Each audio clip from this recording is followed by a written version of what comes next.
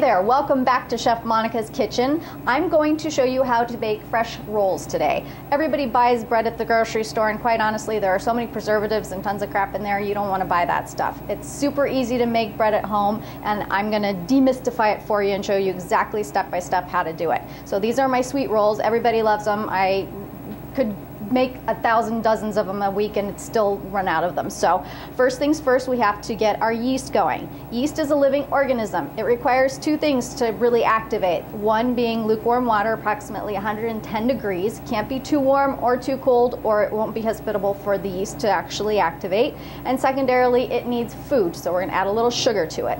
So about 2 teaspoons or so of the quick rising yeast, and then 1 teaspoon or so of sugar into our bowl, and then our lukewarm water. We're gonna let this sit and proof in a warm place. I kind of put it on top of my stove for about 10 minutes or so, just till it starts to get nice and frothy and oozy goozy, and then you'll know that it's activated and ready to go. So the yeast has been proofing for about 10 minutes or so, and you can see how lovely and frothy it is. So this is ready to go. We're gonna go ahead and assemble it. It's a sweet roll, so there is a wee bit of sugar in here, and I do use organic sugar, so about half a cup of that. You can use less if you want to, it's really up to you, but this is where I found this sort of balance to where it's still sweet, but it's not quite as sugary and syrupy. So a little bit of olive oil, about 6 tablespoons. I just eyeball that, but you can measure it if you want to. Let me say something real quick about measuring. Baking, you almost always have to measure. It's a science, it's not an art form to a certain extent. With yeast, that's a little bit different because your bread will change, and the amount of liquid and the amount of flour you'll need is going to change depending upon the humidity. So you really have to be able to feel it, and it's a textural thing. That's why I don't like using a machine to do my bread. I like doing it by hand for that reason. So yes, there is a certain amount of accuracy in terms of the ingredients, but you can play with it a little bit more when it comes to yeast. I'm putting a little orange blossom water in this for flavoring because I happen to love it, as you've probably noticed many times before. Excellent. And then just a tiny bit of salt. About a teaspoon or so of, this is sea salt, you could use kosher salt as well.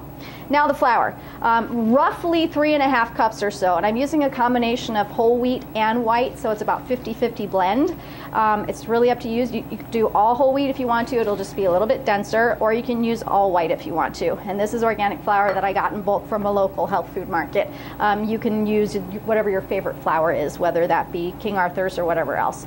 And then we're gonna just start by stirring this. I'm gonna see how much of the flour will get absorbed to begin with, and then we'll kind of go from there in terms of how much more to add.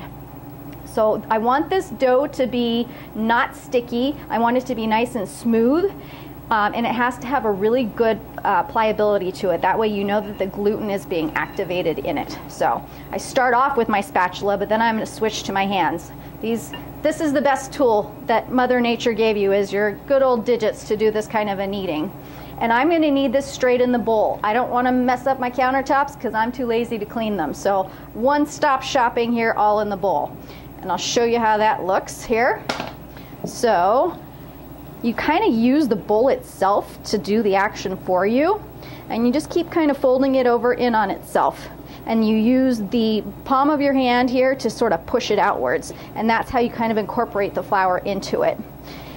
And I'm just going to keep doing this and keep doing this until it's no longer sticky, adding flour as needed, and it's nice and smooth, and I'll show you that pliability. Looks like we're going to need just a tiny bit more here. I add about 1/4 cup or so at a time. I don't want to overdo it, because if you put too much flour in it, then it gets kind of cakey and has sort of a crumbly texture to it. But you can see this is coming along nicely, and it's just starting to get nice and smooth. This is also how you get your arm exercise. Fabulous biceps and triceps and deltoids and all that stuff. Makes you look good in a spaghetti strap. Okie dokie, just about there.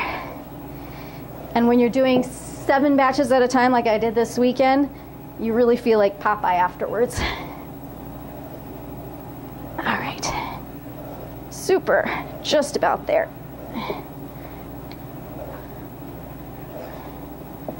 So I'm going to flip this over just so you can kind of see. When you push down on it, see how it kind of pulls right back up? If I push down, pulls right back up. That means the gluten is nice and developed. We're gonna add a little bit of oil on top of there, cover this with a little saran wrap, and let this proof for about 2 hours or so till it's about double in size. So the rolls have been proofing for about 2 hours. We're looking for them to be about double in size, and this is what they look like. Lovely. So what I'm gonna do is just kind of punch it down just a little bit, and you can see how much volume has come out of that. And we're gonna form these into individual rolls. You get about 10 or so out of them. And I wanna show you the technique for forming them because I think it's maybe just a little bit confusing.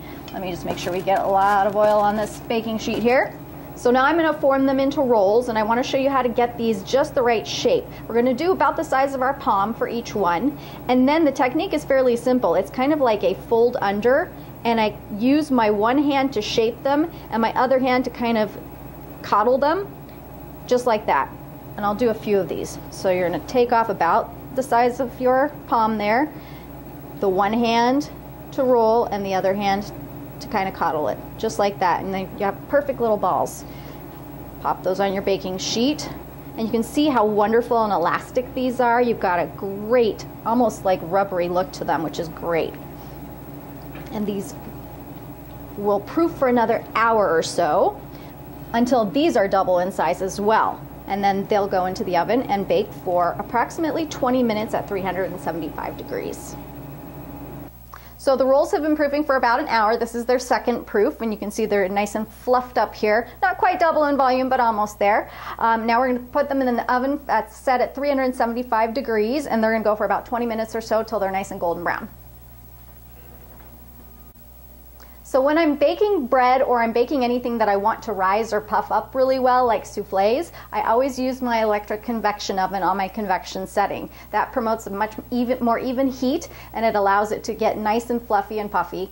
If I want something to set, like my creme brulee, I tend to just use my gas oven or turn the convection setting off. So that's just a little idea of when to use convection and when not to use it. So these smell like heaven. I swear to you, bake bread, if nothing else, just because it makes your whole house smell like divine. So they're done. We'll pop those out. Look at this delicious gorgeousness. Perfect, golden, delicious. These should ideally cool, but I can't resist warm, toasty bread. So we're gonna go ahead and taste it too, so. Okie dokie. Let's crack into one of these here. See, this is why you wanna let it cool so it doesn't stick. Whew, very hot. Hot potato, hot potato. Okay. Cut this in half. Look at the steam, perfect center. Look at that nice light fluffiness. I would like some butter, so hold that thought. I'm gonna grab some butter. Okay, we got butter. And I should have had a knife too. Hold that thought again. Perfect. We'll edit that together. Okay, so this butter, I get awesome organic butter from a creamery in Wisconsin that I love, Nordic Creamery. And take that with your fresh bread. That is a boatload of butter, but that's okay. Everything's better with butter. The Julia Child's school of thought, right? Give that a quick taste. Hopefully not burn myself. Mmm. Mmm. Mmm. Mmm. Mmm. Sweet salt from the butter. Orange blossom water. And I'm just like drooling over myself. You're gonna go home and bake these, I promise. These will last for about 3 to 4 days once they're cooled in a Ziploc baggie at room temperature. And they're great toasted, they're great on sandwiches, they're great for breakfast. Go home and make these. Check us out on www.chestnut-in.com and check out our Facebook page, Chestnut Street Inn. Thanks for tuning in.